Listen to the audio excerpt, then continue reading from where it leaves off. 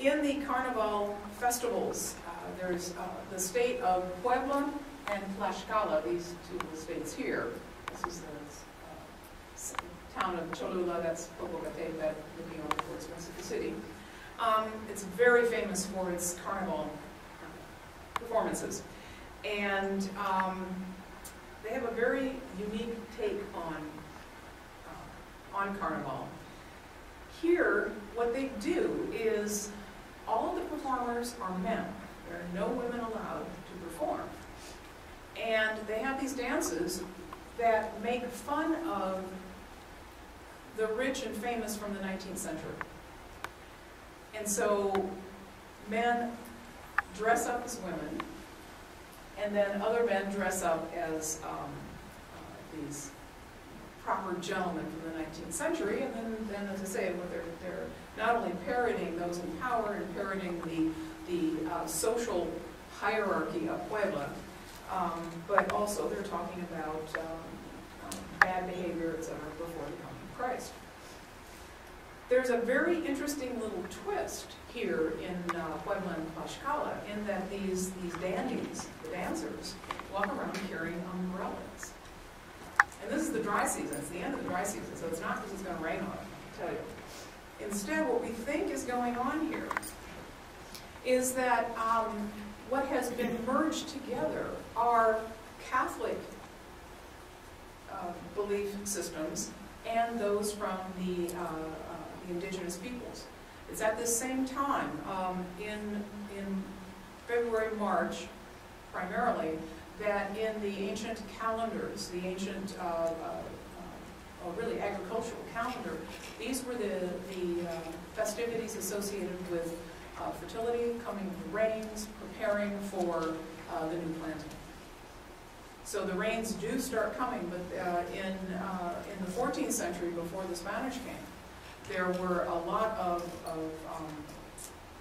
festivals that took place, or religious rituals that took place, to ensure that the rains would come.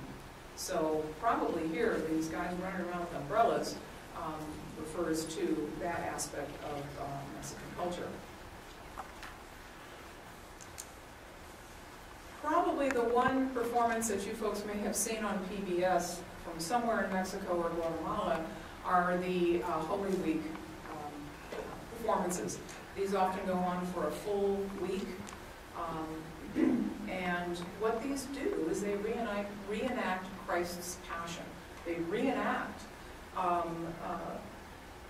the entire passion play, but out in the streets. These are very, very serious performances, and there are, just as in for Carnival in Brazil, where you have troops or neighborhoods get together and they work for a year to prepare for Carnival. The same thing happens here. These are generally oriented around brotherhoods, fraternities within, and also sororities. But these are not associated with college. They're associated with social groups. You know, the ladies group and that kind of thing. People, the deaconesses in the churches, etc. They will each play a particular role during these passion play performances. There are all sorts of roles that are played. There's one side, it's the slayers of Christ, and you get this multiplicity of characters from human history. You know, anybody who was considered bad in the minds of the people who are putting on the performance. You get Pharisees, you get Pontius Pilate. Recently, they've added Osama bin Laden. I mean, just Julius Caesar. So you see all these. You'll see Aztec warriors fighting Julius Caesar, Roman soldiers. It's really cool. But they just pulled everything in from world history to enrich the performance and its overall power of impact on the participants and the audience. We get all sorts of animals, or people who are half animals, half human. Again, referring to the time before Christ brought order to the world.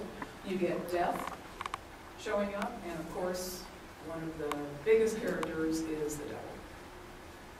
and the devil as the god that was ruling over the earth before the coming of Christ. And of course, the primary reason why the slayers of Christ did not recognize his divinity and killed him. The devil is found in many other kinds of performances as well. Primarily, the devil provides a moral focus for the performance. The devil can be nasty and can be talking about or physically representing bad behavior, but the devil can also be a trickster. The devil can be the one who prods one of the kids who's watching the performance, who might be wanting to go to sleep or might be hitting his sister.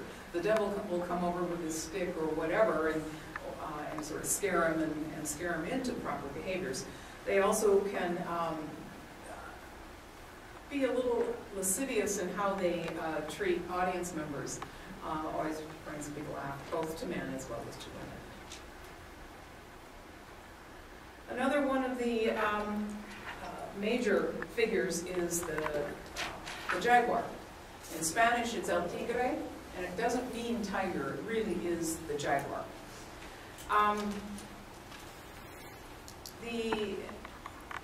think it's once we get into the animals that we see a tremendous creativity coming out of these mask makers. I really like this mask. It's very much like the one being shown here, where somebody took a blue jean skirt and put it, that's the bottom part here, and boar hair being used.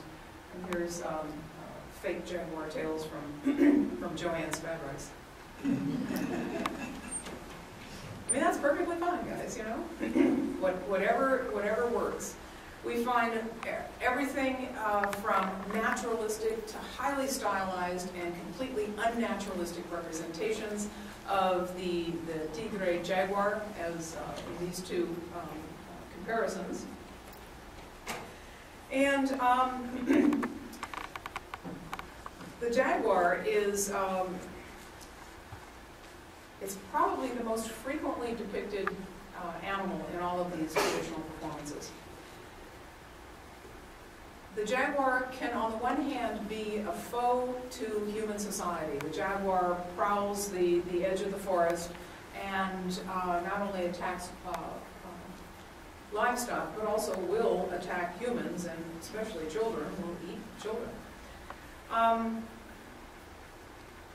The jaguar can represent the fight between good and evil, between the uncivilized and the civilized, between the wild forest and the civilized town.